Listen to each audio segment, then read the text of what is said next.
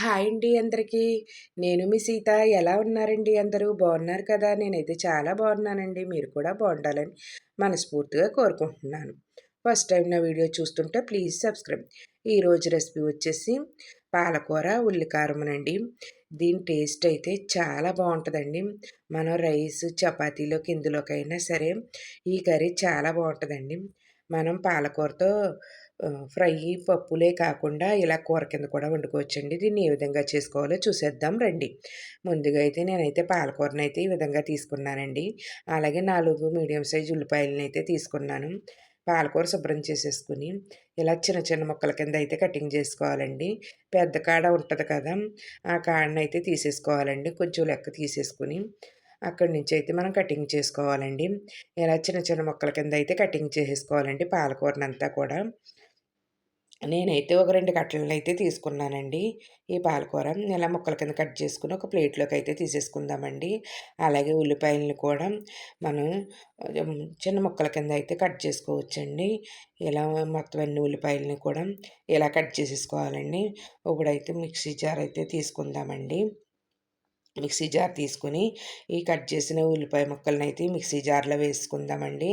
అలాగే ఎల్లుల్లి రబ్బలండి. మనం ఎల్లుల్లిపాయ రబ్బలు ఎన్ని వేసుకుంటే అంత టేస్ట్‌గా ఉంటుందండి.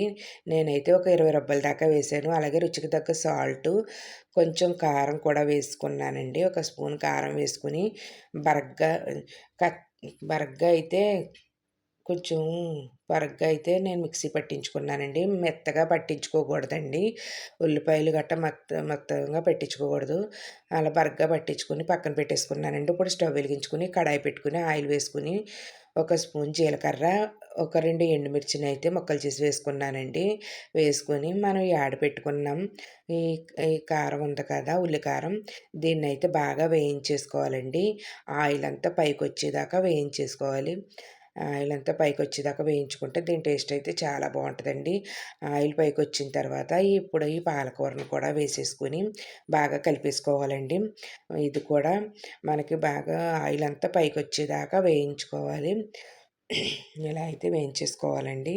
చూసారు కదా! ఇలా వేపేసుకొని ఇలా పక్కన పెట్టుకొని ఆకుకూరల్లో కొంచెం వాటర్ ఉంటది కాబట్టి ముందు పలసగా అవినా తర్వాత అయితే ఆయిల్ అంతా పైకొచ్చేదాకా ఇలా అయితే ఈ విధంగా అయితే మూత పెట్టేసి మగ్గించేసుకోవాలండి సిమ్‌లో పెట్టేసుకొని.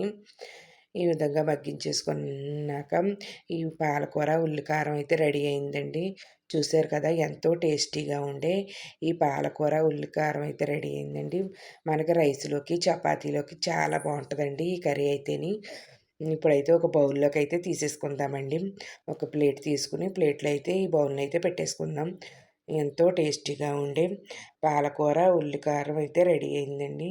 చాలా టేస్టీగా ఉంటదండి. మనకి కూరలో ఏమి తినబుద్ధి కానప్పుడు మనం ఇలా ఆకుకూరతో ఇలా కర్రీ చేసుకుంటే మనం చాలా టేస్టీగా కూడా ఉంటదండి. చాలా సింపుల్‌గా కూడా అయిపోద్ది. అలాగే నా వీడియో నచ్చితే మీ ఫ్రెండ్స్‌కి, రిలేటివ్స్‌కి షేర్ చేయండి. వీడియో చూసి లైక్ చేయండి. ఈ రెసిపీని ట్రై చేసి నాకైతే కామెంట్‌లో చెప్పండి. మీకైతే ఏ విధంగా వచ్చిందో. వీడియో చూసిన తర్వాత లైక్ చేయటం మట్టుకు మర్చిపోకండి. బాయ్ అండి. నెక్స్ట్ వీడియోలో కలుసుకుందాం.